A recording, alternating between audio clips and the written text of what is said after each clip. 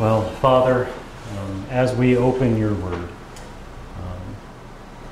we ask your help. We need eyes to see, we need ears to hear, we need a heart that believes. And these are things that only you can provide. And as well as we know how, we submit ourselves to you and ask your help. But we ask that you would continue your work in your church, that you would undertake to finish the work that you started in Christ by conforming us more to his image. And I ask your help for that today in the passage we're studying, the man we're studying, and that through this you would continue your great work and help each one of us, yes, but also just our church. We want to be pleasing to you. We want to be a lampstand shining with the light of your word in this world. And we have nothing else really to contribute beyond what you give us. And so we ask that you be with us, that you work in us, that you bless us today. And I ask your help for me as I try to teach your word today. We ask this in the name of Christ. Amen. Well, in our study of the Gospel according to Matthew, we have made it to Matthew's final section. As I have said many times since we began the final section, this is section 7, of course, as I've outlined as Gospel. And that just means the final 3 chapters. So chapters 26, 27, and 28 I consider to be all one section. And this is where the Gospel of Matthew covers the Gospel, because we're talking specifically about things pertaining to the death and resurrection of Christ. Specifically, I've said that in these chapters we see that Jesus, with sovereign humility, is murdered on the cross for the forgiveness of our sins and is resurrected in victory to inherit God's kingdom. Now, as of today, we can actually move into a new portion of section 7. As you hopefully know by now, whenever I outline things, at least when I outline Matthew's Gospel, I divide it into sections and then into portions. And today we have a new portion that we can begin. If the first portion of this section was a display of the sovereignty of Jesus, and the second portion was a display of his humiliation, then this third portion, which we begin today, is going to be a display of his vindication. So if you're looking for a new keyword that you can use to organize your thoughts and keep track of what I'm trying to do as I teach through Matthew, that keyword is going to be vindication.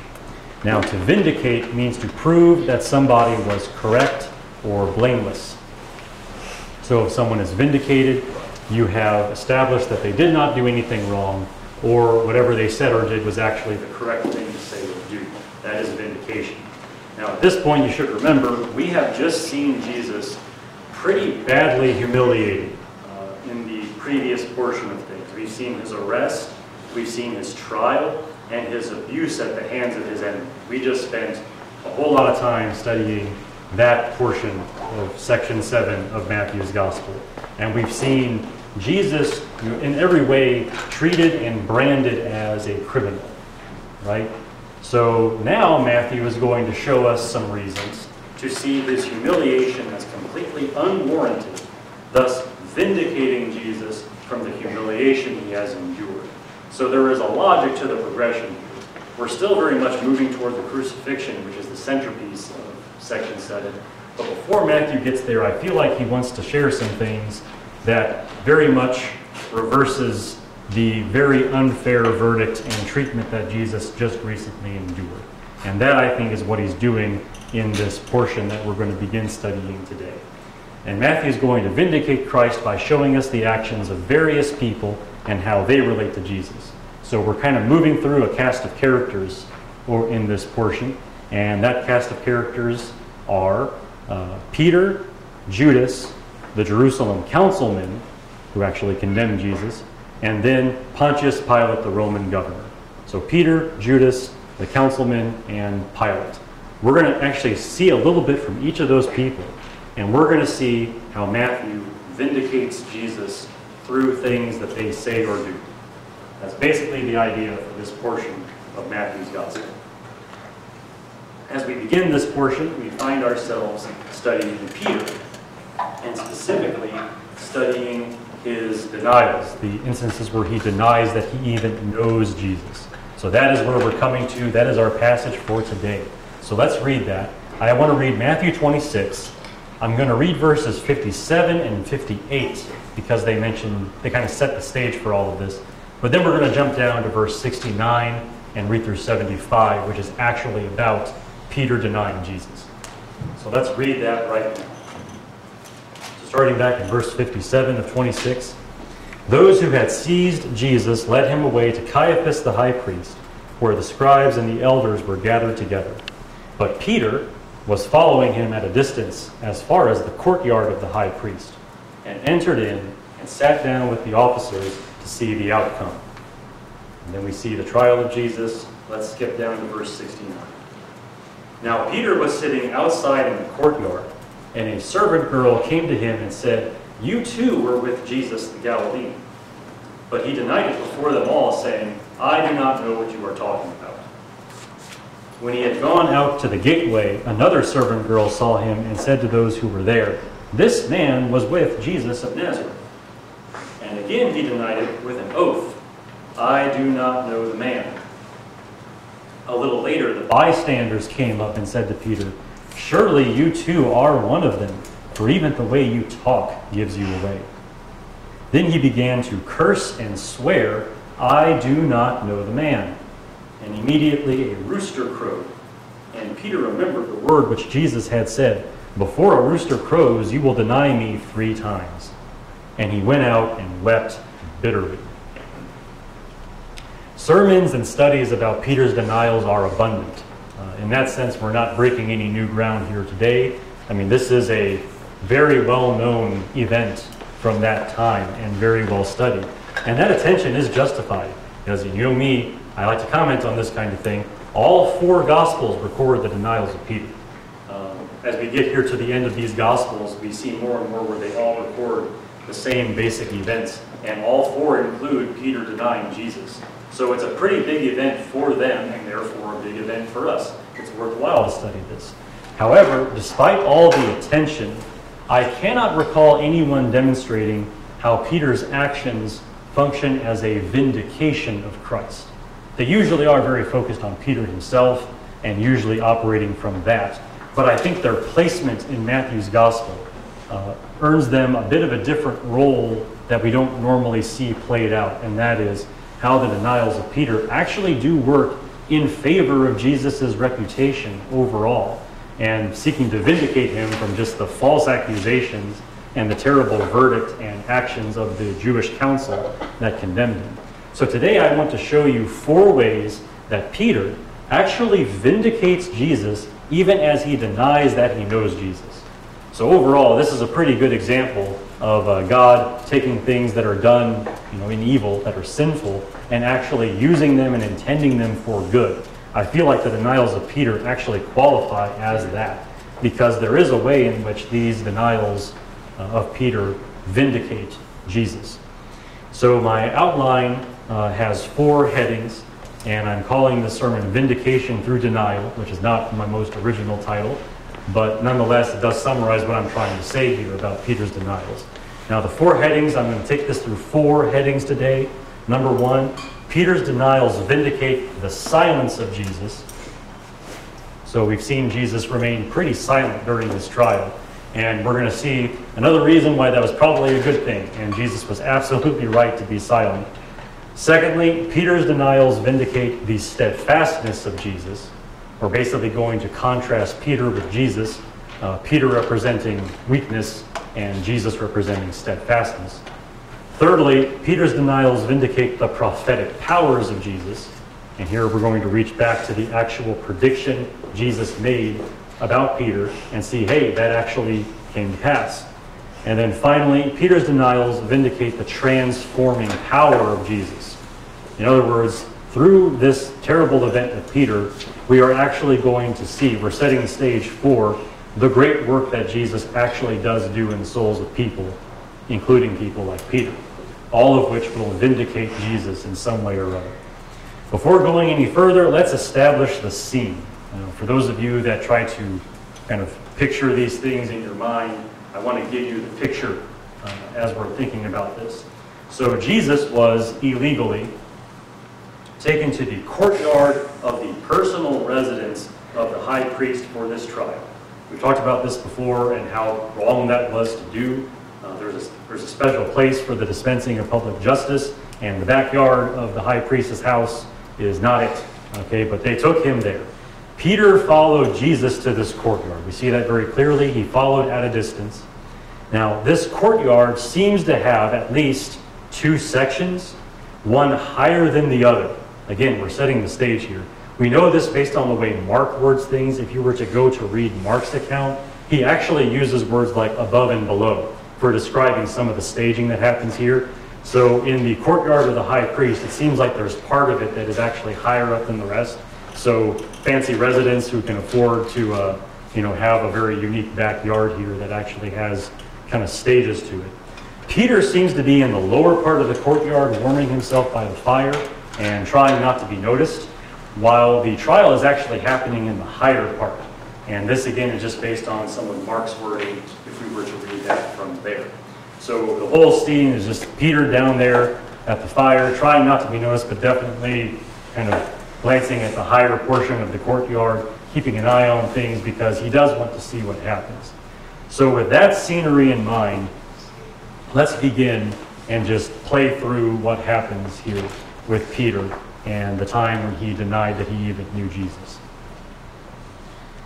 So I said I was going to begin by saying the denials, Peter's denials, vindicate the silence of Jesus. Now, we've already talked about the silence of Jesus during his trial and how strange it was, despite how meaningful it was. I spent actually a whole sermon. It was a short sermon, but I spent a whole sermon just talking about that and the silence of Jesus.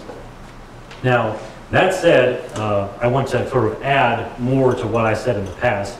As we study Peter, we will see another way that the silence of Jesus was very appropriate and how right it was for him to say basically nothing during his trial, except that one statement he made when he was put under oath to God. As the old saying goes, it is better to keep your mouth shut and be considered a fool than to open your mouth and remove all doubt.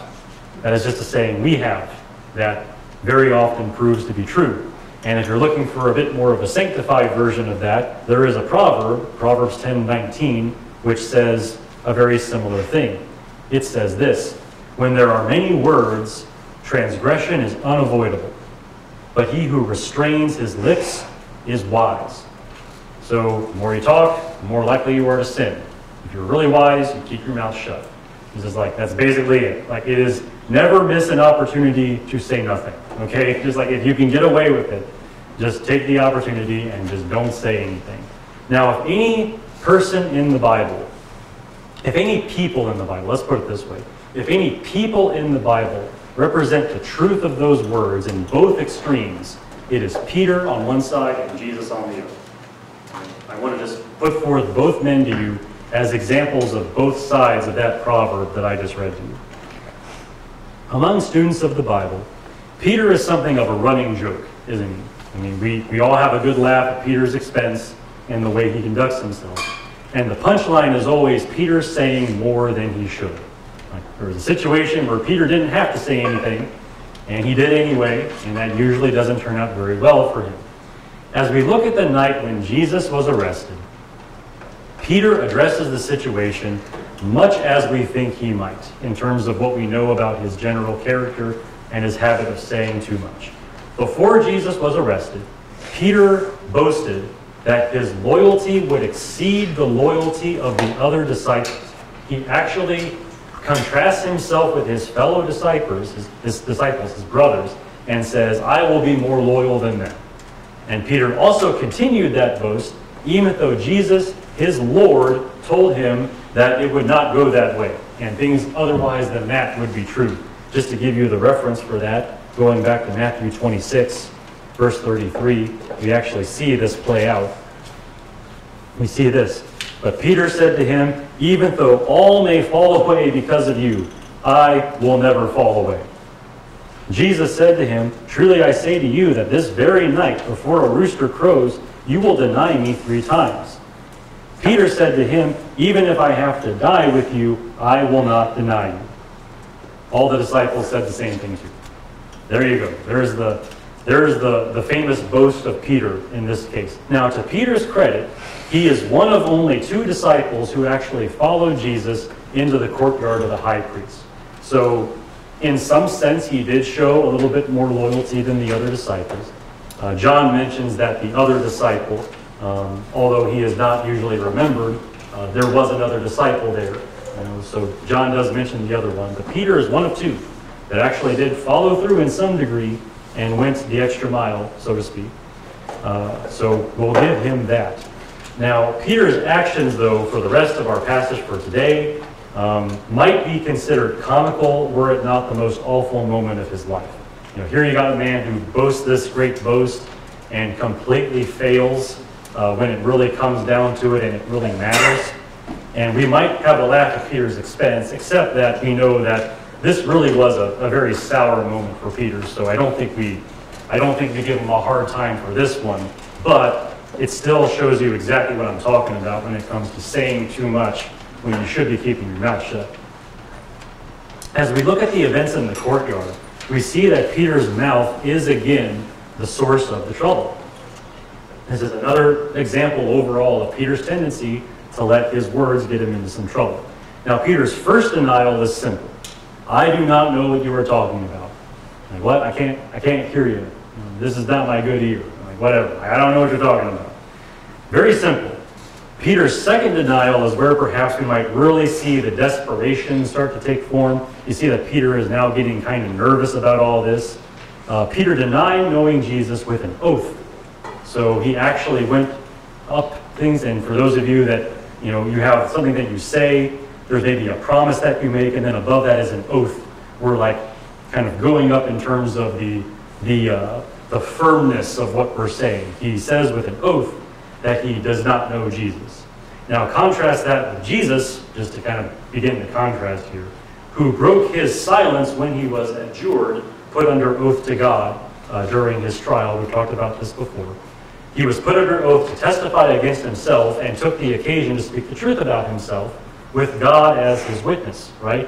So the high priest says, I adjure you by God, tell us, are you the Christ, the Son of God? And that's when Jesus broke his silence and answered truthfully. You yourself have said it. We've studied that already. Meanwhile, Peter, uses an oath, taking God as witness for a lie. I don't know Jesus. I don't know who you're talking about. Never met the guy.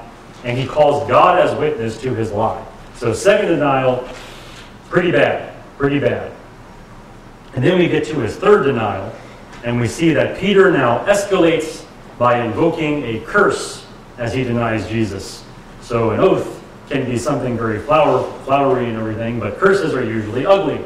And now Peter is invoking curses to shore up his words that he does not know Jesus.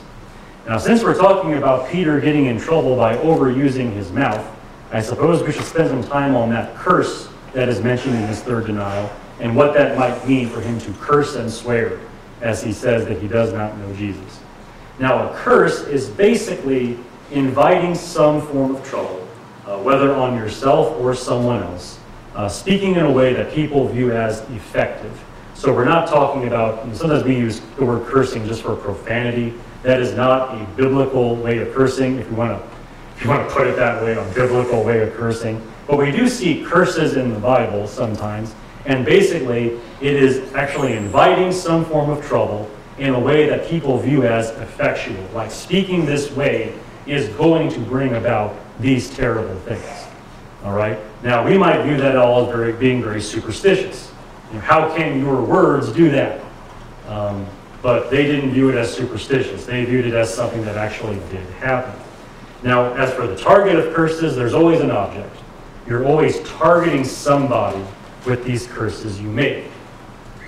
All right? In Peter's case, most translations of the Bible, for those of you using the ESV, we'll get to you in a moment, but for most Bible translations, no object is given for whom he is cursing. It just says Peter begins to curse and swear. Okay? All right, so there's no actual object given. And indeed, accurate to the Greek text of Matthew, there's no object specified. So now you have speculation. Okay, well, who is the object of Peter's curse? Who is he directing this curse against? as he tries to prove to these people that he does not know who Jesus is. Well, some have suggested that Peter is trying to distance himself from Jesus by cursing Jesus. By actually laying a curse on the Son of God himself, trying to show, hey, would I curse him if I actually knew him? If he actually were my leader, would I lay this curse on him? So in that case, the wording might be something like, may God devote that man to destruction, or whatever sort of curse language they might have used. That would be a way to do it, a rather boring way to do it, but you get the idea. May God devote that man to destruction, or some other form of harsh language. However, there's no object, so we can just keep on guessing, right? Peter might have been cursing his accusers, which would make them go away, right? It's like, may God do so to you if you talk to me about this again, like whatever. Right? And again, you're usually a little more powerfully worded, and if you live in a culture where this kind of thing actually happens, you probably have a curse reflex that actually just kind of comes out, and we don't do this, so it's kind of foreign to us. But he might have been trying to lay a curse on his accusers, hoping to kind of scare them off, to make them go away and leave him alone. That could be it. Finally, Peter might be calling down a curse on himself as a way of strengthening his previous oath. May God smite me if I'm lying to you. I do not know Jesus. Something like that. So another kind of curse language, right? Now, for those of you staring at the ESV translation, this is why the ESV tries to help us out by saying Peter began to invoke a curse upon himself. I believe if you're staring at the ESV, it actually specifies an object. It's not actually there. They're just trying to help smooth things out by filling in the blank that is here, but that's just their suggestion. It's not actually there. So we don't actually know the target of Peter's curse, but the point is he's trying to reinforce his denial with the strongest possible language, laying down a curse on somebody so that there are consequences, making his words seem to have all the more gravitas to them. All that to say, talking too much will get you in trouble, right? Because this is, as we're reading this, we're just cringing with every denial at how Peter is just escalating all of this. And he really should not be saying as much as he is saying at this point. At the same time that Peter is demonstrating the dangers of boasting, swearing, and cursing, Jesus has maintained an almost complete silence during his trial, a very remarkable silence that leaves everyone amazed and will eventually amaze Pilate whenever Jesus stands before Pontius Pilate. And he comes out looking like the better of two men. And this is the point I'm getting at here with this vindication angle.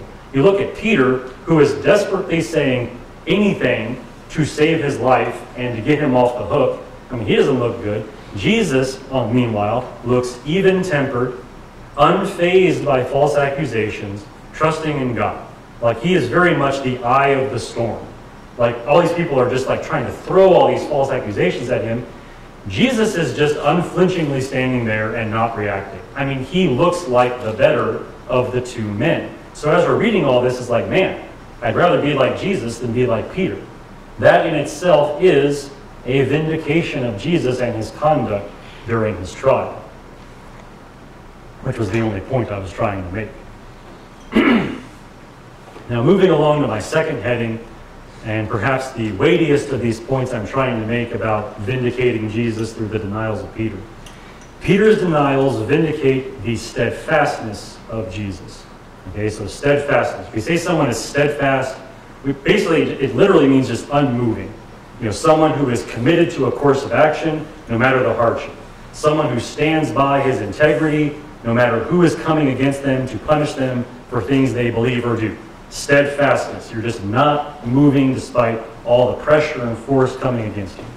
Peter's denials vindicate the steadfastness of Jesus. See, as Christ faces a trial, Peter faces his own trial, just a stone's throw away from Jesus. So on the lower part of that courtyard, there's actually another trial happening, and that trial is Peter's trial, right? Let's see how Peter does at his trial compared to how Jesus does at his. Peter's trial begins with a servant girl, right? That is who is identified as the person who brings the first accusation against Peter, springboarding him into his first denial. So John records that this servant girl was a doorkeeper of the courtyard. So as people are entering and exiting the courtyard of the high priest, there's actually a servant girl there who's kind of managing the crowd and making sure no really shady people come in and no one tries to carry anything valuable out, perhaps. Just a servant girl whose job is a doorkeeper, there at this courtyard.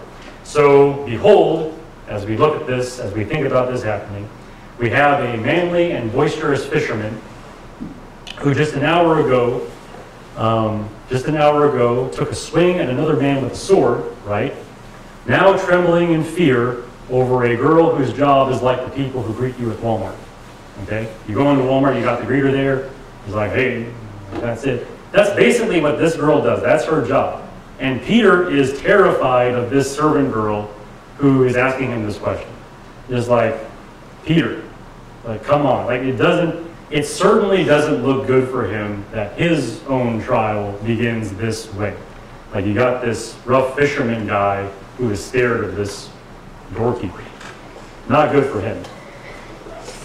Now, Peter is so uncomfortable with this that he seems to try to, mark out his escape route. He actually says that he withdraws to the gateway, right? So as we follow the movements here in chapter 26, we see that he has moved toward the door or the gateway, whatever your translation says, probably trying to get a better way of escape if things turn ugly, so he can just dash out the door and go and get out of there. So he's already kind of making sure he's got a way out here if he needs it.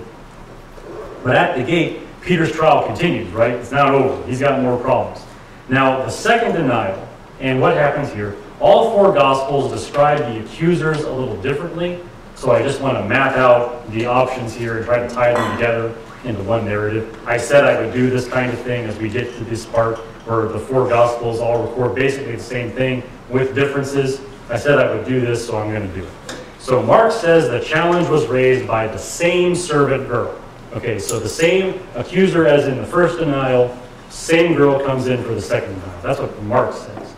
Matthew implies that the second accuser was someone else, although the wording in Greek implies it was another woman. So female wording here, female nouns and pronouns, another servant girl, another girl comes to him with this accusation. So that's what Matthew says. Then Luke records that a man interrogated Peter. Okay, so someone decidedly male. So different gender this time coming in to interrogate Peter. So that's three different people who might have accused Peter on this particular occasion. But John comes in here with the clarifying comment and just says that they confronted Peter. So plural, so more than one person. So there's a group of at least three people who's coming in here. So in all likelihood, it's the same servant girl as before, one of her co-workers, and some other guy who was there. They all kind of start to come together and start ganging up on Peter here. So it's worth noting, by the way, that Matthew does mention other people at least listening to the accusing woman in this occasion. So there are other people there even in Matthew's account. This is just one of those occasions where the wording of the different Gospels is a little bit different. But once you put it all together, yeah, it all makes sense. It's fine. So basically, a small crowd has begun to gather around this strange man lurking by the door, looking very uncomfortable at this time. And at this time, Peter issues his second denial with an oath, saying once again that he does not know Jesus. So the pressure is very much mounting for him as this small crowd gathers around him, and he issues his second denial. As we come to Peter's third denial, we come to the end of his trial, as Jesus' trial continues above in the other part of the courtyard here. Matthew and Mark both say that bystanders, plural, were the accusers. So more than one person. Both Matthew and Mark describe that. Luke mentions that another man comes to offer a fresh accusation. Okay, so there's some other guy that comes up and joins the crowd that we've already established. Is here. And then John says that this new man actually was a relative of the man who had his ear cut off by Peter in the Garden of Gethsemane, which should make him very uncomfortable, right? That this guy who, hey, didn't you cut off my cousin's ear? I mean, wasn't that you that did that? You got this kind of thing happening. All that to say, this is getting intense. Larger crowd, people with more personal motivations coming around. This is not looking good for Peter. Now, three of the four Gospels, all but John in fact, say that the crowds were getting suspicious of Peter, particularly because they know he's from Galilee like Jesus. So 3 of the 4 Gospels, all of them but John, specifically bring in his ethnicity, his homeland, however you want to word that. They bring in that as the way that they're connecting Peter to Jesus. Because, hey, Jesus, he's the Galilean prophet, and you, aren't you from Galilee? Well, what are you doing here? Why are you so far from home? Like, huh? What's going on? Now, if you're wondering how they know Peter's a Galilean, Matthew particularly gives us the answer. It's the way he talks. So let's talk about the way Peter talks and see what we have to say there. So have you, and I'm kind of picking on people, if this describes you, just know that I understand, it's fine, but I had to use some example. So just deal with it, okay? It's just like, I have nothing else to say, just deal with it. Have you ever met someone who pronounces the word crayon as crown? You ever met someone that does that? If that's you, just don't say anything. Just don't acknowledge it, okay? Because you're in trouble, right? But you meet people that have those kinds of strange pronunciations. I mentioned that's a very good way to think of Galilean speech, the way people in the northern part of the land of Israel spoke. Like, it's a very good way to describe their accent. We actually have, here we go with the Jewish literature, we have a few references in old Jewish literature, kind of proverbial, about the way Galileans would talk and how other Jews hated the way they spoke. Like, seriously, this was like, the ultimate dumb accent to most Jews. Okay, the way Galileans talked was just not loved. This reference comes from the Babylonian Talmud, which is a later source, but it's so specific, I feel like it has to retain some aspect of history. So I'm going to refer to this one here. According to this particular source, it said that when Galileans were talking, no one knew if they were trying to say wool, wine, donkey, or lamb. Okay? Now, that might sound like a really odd mix, but that just tells me that in their language, those words are all very similar sounding, probably maybe one letter different. And if you're not properly enunciating your speech, people are going to have a hard time understanding you. Like, is he saying crayon or crown? Which one? It's like, well, for them, that's the same thing. And so for Galileans, wool, wine, donkey, lamb, it's like one word, and no one knows what they're talking about. Like, that's the example that we have that I think is most telling. So basically, if you hear a guy from Galilee talking, it's like, oh, okay, he's from Galilee. Like, listen to that. That is the way they're identifying Peter at this point. Now, this all, when you think about it, we're having a good laugh about this, but this does actually put a new layer of pressure on Peter, because we know that the way this stuff works, it's not just all in good fun making fun of the way people talk. I mean, there is like real prejudice that comes in if someone comes from that part of the world, or someone's part of that ethnic group. That kind of thing is very much a matter of division among people. Peter is being treated like that. He's being treated like the Southerner who is studying at a Massachusetts university. He's being treated like the new kid at school who came from some weird place and talks kind of funny. He's being treated like that. He's being treated like the immigrant who's struggling to learn a new language, and who everyone else just wants to go home, right? Like, he's being treated like that. Like, those examples I just gave you, those are all things people do to people on account of the way they talk, the way they dress. They do this differently than us. I have to hate them because they're different. Like, that's the kind of thing people do. And Peter is being targeted with that. Surely you're one of them. Your speech gives you away. Like, this is not an innocent remark. They're not just having a good laugh over the way he says crayon. Okay? They are marking him out as an other. Okay? They're saying, you're not from around here, are you? We know just what to do with your tongue. That's the kind of pressure that is mounting around Peter at this point. And so Peter is at risk of being found guilty of following Jesus, guilty of lying about it, and guilty of being one of those stupid Galileans who really need to go home. Okay, that's what's coming against Peter at this point. So Peter doubles down on the lie and issues his final denial with a curse. So as you feel like you see the mounting way that Peter just finds new ways to emphasize his denials, the reason he's doing that is because he is feeling a lot of pressure. Okay, a lot of pressure is coming on him.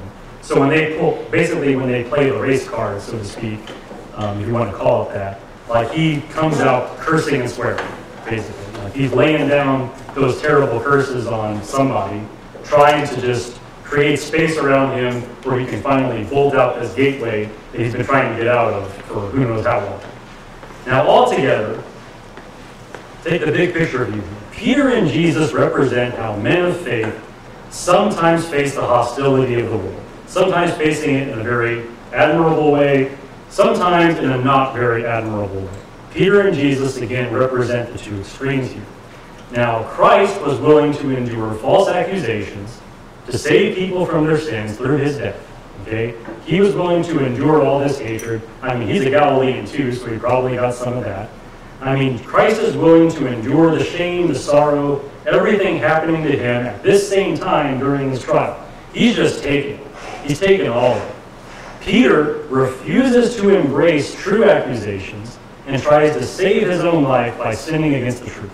Right? As the pressure mounts, he cracks under that pressure.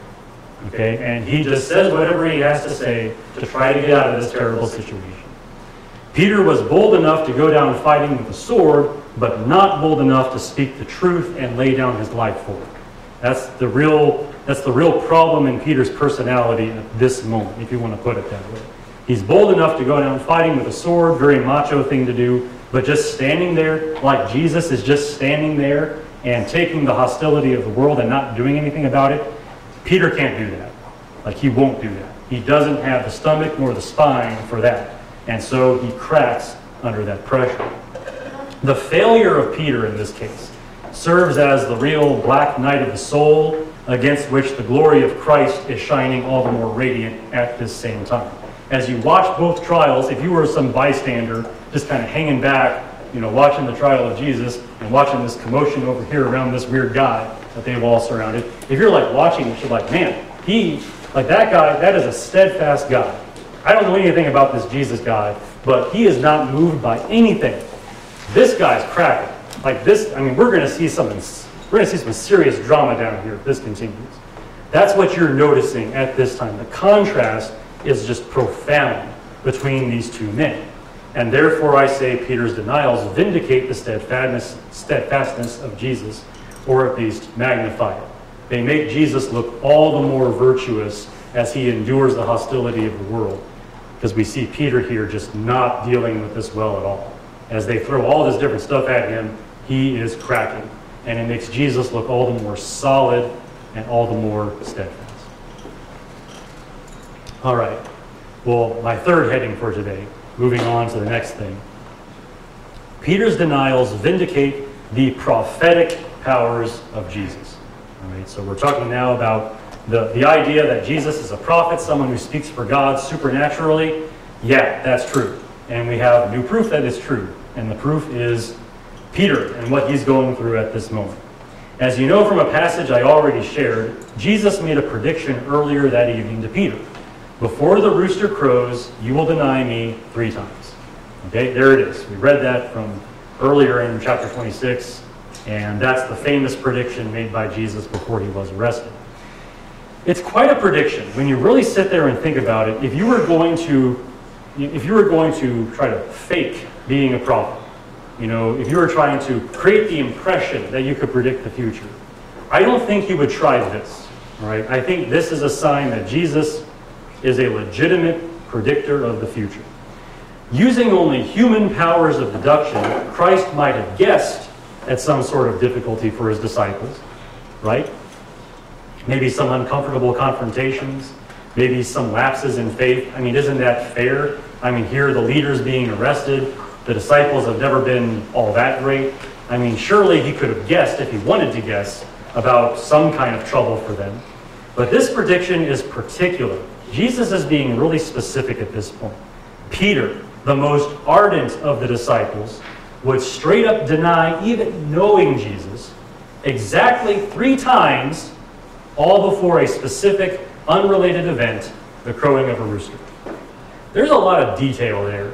It's not just like, I foresee trouble in your future. It's like, no, it's not just that. It's like, this isn't like fortune cookie stuff, okay? This is like legitimate, this, all this is going to happen. Like, this is a lot of detail for a prediction, right? And let's not forget that Jesus indicated that these denials, and therefore the crowing of the rooster, were to happen that night. Okay, so we're like hours away from this while it is dark. Now, depending on your upbringing, you may not think about this, but if I were going to in some way predict the crowing of a rooster, I would try to predict it for the morning, because that's when roosters typically crow. Like, that's the stereotype. The sun comes up, the rooster starts crowing, the farmer knows to wake up and get about his chores. That's kind of how it works. Roosters don't usually crow at night. I don't know if you've ever raised chickens, but that's not normal.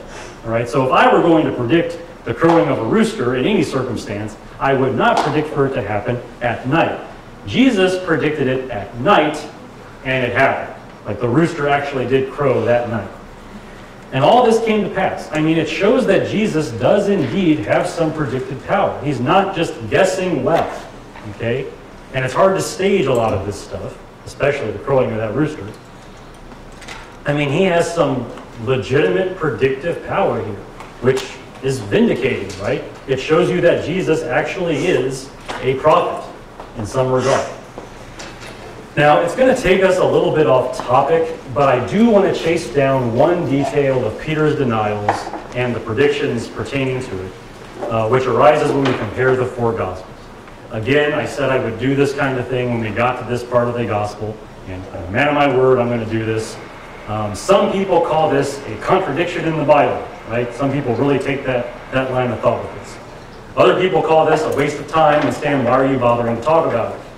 So I'm just going to tell you about it, and I will let you decide, okay? But I will tell you what I think about it. So all four Gospels record the prediction with little variation, except Mark. So Matthew, Mark, Luke, and John, the wording of how Jesus predicts the denials of Peter is all very, very similar, but Mark does something a little bit different. As for Mark, in chapter 14 of his Gospel, he records that the rooster would crow twice. Okay, twice before Peter denied Jesus 3 times. So before the rooster crows twice, you will deny me 3 times. That is the way Mark records this prediction. He's the only one that mentions the rooster crowing twice in the prediction. Now, when Mark records the 3rd denial of Peter, he writes this: a rooster crowed a 2nd time. Okay, so in the laying out of the events here, when you get to Peter's 3rd denial, Mark records that the rooster crowed, but crowed twice. Okay, the rooster crowed a 2nd time. Okay, that's the wording. Now, that is an odd way to word it, but it could just mean that the rooster crowed twice in that moment. You know, the rooster crowed a 2nd time, meaning he crowed twice. That could be all that means, all right? However, Mark's Gospel might actually say something else as well. Some of our ancient copies of Mark, as our scholars like go through, old copies of the Bible and Mark's Gospel that we find from time to time, some of these older copies record, after Peter's 1st denial, that a rooster crowed once at that time. So according to those copies of Mark, Peter denies Jesus once, rooster crows 1 time then. Peter denies Jesus a 2nd time, no crow. Peter denies Jesus a 3rd time, the rooster crows a 2nd time. That's how some ancient copies of Mark word this whole chain of events, okay? So there's that. Now, if you don't have that in your Bible, if you're checking along with me on this in Mark 14, check your footnotes. It probably mentions that. This is the kind of thing that usually ends up in the footnotes, for those of you following along in the Bible. Now, what is that? Why do some ancient copies of Mark have this whole thing where the rooster crows 1 time after Peter's 1st denial? Why is that there? Well, it could be some scribe's effort to help Mark out and include an earlier crowing to explain why Mark later records the rooster crowed a 2nd time. Some scribe might have found that wording a little bit odd. He says, well, that must mean there was an earlier crowing. Maybe that fell out of the manuscript at some point. Let's add that in. Somebody could have done that, okay? That kind of thing does happen. We can usually trace that as we look through our older copies of the scriptural text. Or it could be that Mark did include an earlier crowing with that first denial, that Mark himself wrote that, and maybe some copies didn't retain that. Maybe that was lost out of things. Maybe that happened. Maybe Mark actually did mean to say that there was an earlier crowing after the first denial, and then the rooster crowed a second time at the third denial. Maybe he did say that. Okay? So there's basically the options. And the question arises, does this really matter? Some of you right now are probably asking, Stan, does this really matter? Well, that's a tricky question to answer. Some people do think it matters, because strictly speaking, if the rooster crowed at 2 different times, and one of those times was after the first denial, then Peter only denied Jesus once before the rooster crowed, technically. I mean, this is like, technically, like just laying out the meaning of words in themselves. Technically speaking, this would be a contradiction with the other 3 Gospels. Because when you look at the other 3 Gospels, they all say things like this: the rooster will not crow until you deny me 3 times. Okay? So if that rooster crowed early once after the first denial, then he crowed too early for the prediction of Jesus to make sense. Some people read it that way. Strictly speaking, having the rooster crow earlier before all 3 denials seems like a contradiction to those people. However, other people just consider it another example of our 4 Gospels recording events with different levels of detail. Put them all together, you'll figure it out. Like, some people just view it like that, and they don't care. All right? The main thing I want to say, if you want my opinion on all this, look, we're simply not sure what Mark's Gospel originally said after the first denial. Does he mention that a rooster crowed right then at that first denial? Does he not mention that a rooster crowed right then at that first denial? Honestly, we don't know. That's why it's in your footnotes. That's why they put that note there in Mark 14 to let you know there's a bit of a question there. It's just one of those things, right? We just don't know. And my point is, let's not lose sleep and get into a huge argument over something that may not even be an issue. Like, it might not even be a problem. I don't think it's going to be something that we need to sit here and deal with, because it may be that Mark didn't even write that at that time. So with that being an ambiguity, I don't think it matters. I am definitely in the camp of people who says, look, just let it go. It probably doesn't matter. Just put all 4 Gospels together. You'll get the idea. That's my way of approaching it. So I just want to comment on that. If any of you were thinking about that, if any of you thought it mattered, that's how I deal with that. So there you go. I just wanted to say that. Right now, I just want to get back to the main line of thought for the passage for today. So thinking again about this prediction, Jesus predicts that Peter is going to deny Jesus in this way with all this detail. Here we go. It's very ironic to me, at the very moment when a prediction from Christ was coming to fulfillment, his divine knowledge was also being mocked as a fantasy. Did you put that together? Let's back up to verses 67 and 68 during the trial of Jesus. They spat in his face and beat him with their fists, and others slapped him and said, "Prophesy to us, you Christ. Who is the one who hit you?" And we talked about this the last time I spoke. You got these guys, they're kind of playing this like game that drunkards might play, you know, where they just like, oh, let's see if we can figure out who's hitting him. And, you know, they're mocking his prophetic abilities in this way because they don't really believe in that. They're mocking him for this. But the thing is, that very night, Jesus made a prediction that was coming true at that moment. If they had left off their abuse of Jesus for a moment and, you know, looked down at this courtyard and saw the commotion around Peter and did some investigating, they would have found out, hey, he actually can prophesy. He actually does know things that people normally don't know. So right there, I mean, it's a stone's throw away. It's in the same courtyard. This is all happening in one place. Jesus' prophetic abilities are being vindicated at that moment as all of this is happening. So in that sense, Peter's denials actually vindicate the prophetic powers of Jesus. Well, I got one more thing to say today, then we'll be done. Last thing, I want to mention how Peter's denials vindicate the transforming power of Jesus. Okay? The ability of Jesus to change a person's life. Peter's denials vindicate that. Now, much of today's sermon has focused on the faults and sins of Peter. We've really just targeted Peter for some very harsh analysis. I got my Galilean moment going on here. Analysis, harsh analysis. I can talk, okay? I can talk. So we see Peter's tendency to speak when he ought to remain silent. He opens his mouth when he shouldn't be saying anything. We see his tendency to say too much when he speaks. He's making oaths. He's calling down curses. He's doing all this stuff. We also see that his ability to boast outweighs his actual boldness. He is definitely the kind of person who bites off more than he can chew. And yet, the world was about to meet a very different Peter. Like Peter, as we see him here, this Peter is about to go away forever. Like the guy you're seeing here is about to be gone. About 50 days from this point, Peter will stand in front of a crowd of thousands of people in Jerusalem, and he will preach a sermon bringing 3,000 people into the church in one day. That is what is coming down the line for Peter before too long. He is about to become the boldest mouthpiece for Jesus in the world at that moment. Peter, who denied Christ 3 times in one night, was about to bring thousands of people into the saving knowledge of Christ. There were going to be people sharing their testimony saying, man, that sermon by Peter, that is what got me. I didn't pay any attention to Jesus while he was walking around on the earth, but Peter, like what he said, that got me. That is what we're about to see come true for Peter 50 days from this point. Peter will in fact become so influential in the church that Paul would later refer to him as one of the pillars of the church in Jerusalem.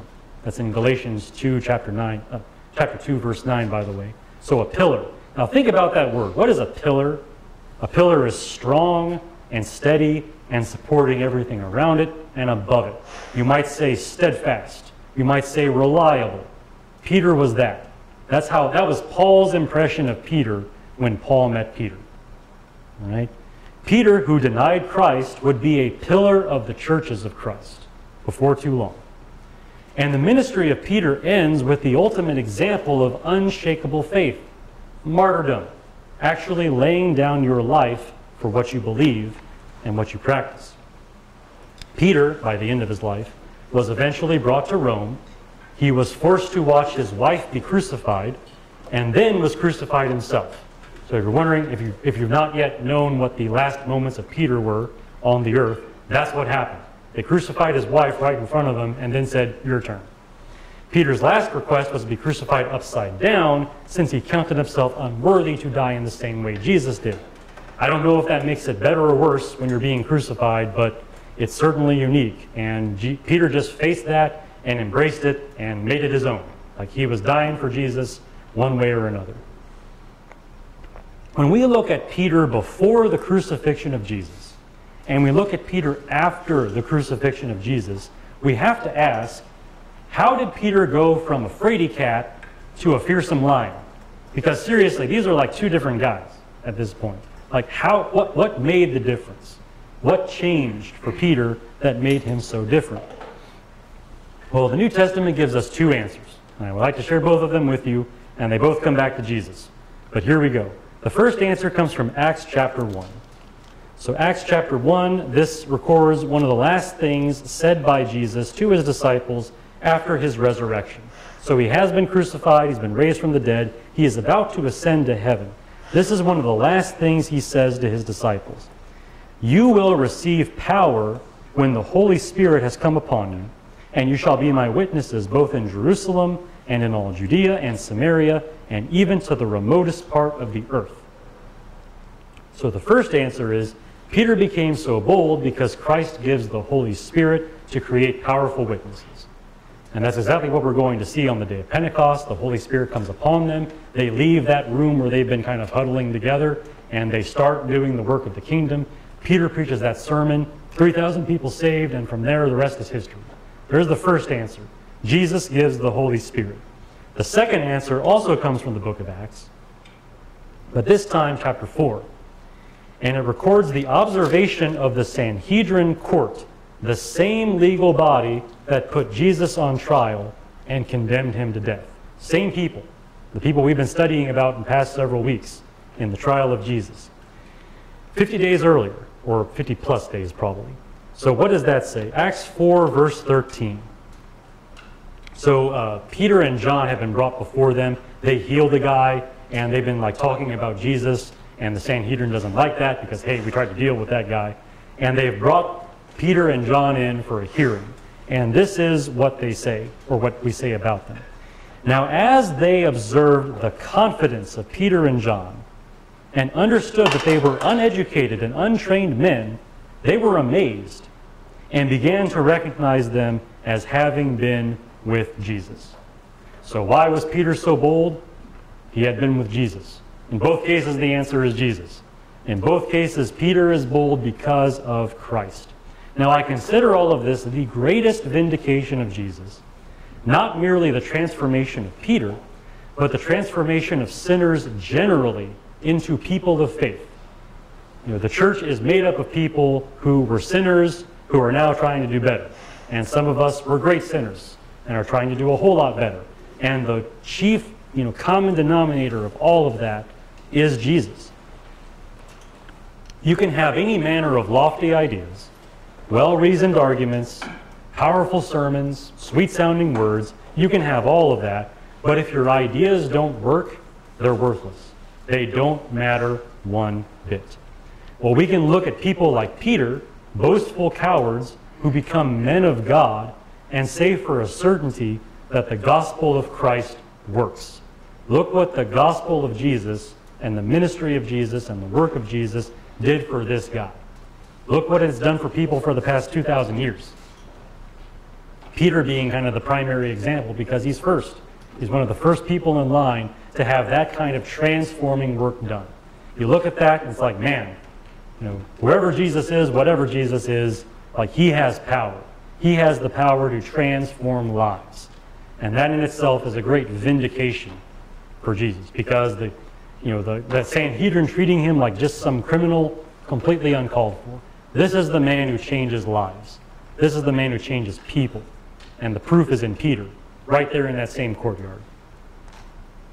He just had to wait 50 days to see the result. Well, my hope today was to give you more than just another character study on Peter. Those are very common, and I mentioned that at the beginning.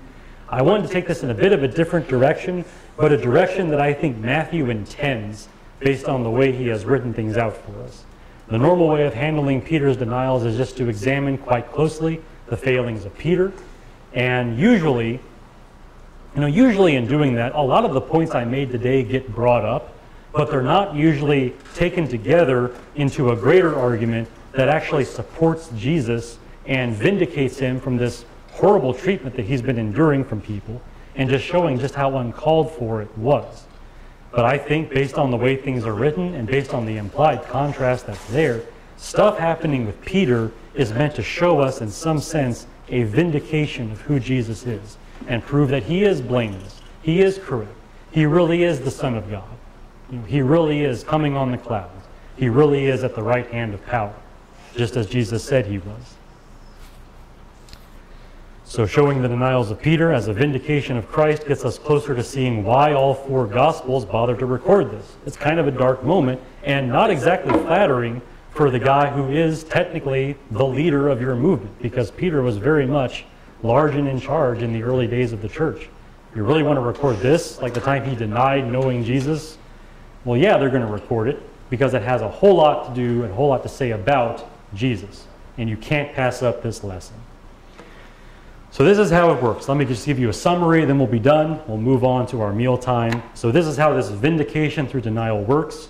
First of all, Peter's denials vindicate the silence of Jesus, showing how it really is a good idea not to say anything if you don't have to. Peter being a good example in contrast to the example of Christ. Secondly, Peter's denials vindicate the steadfastness of Jesus.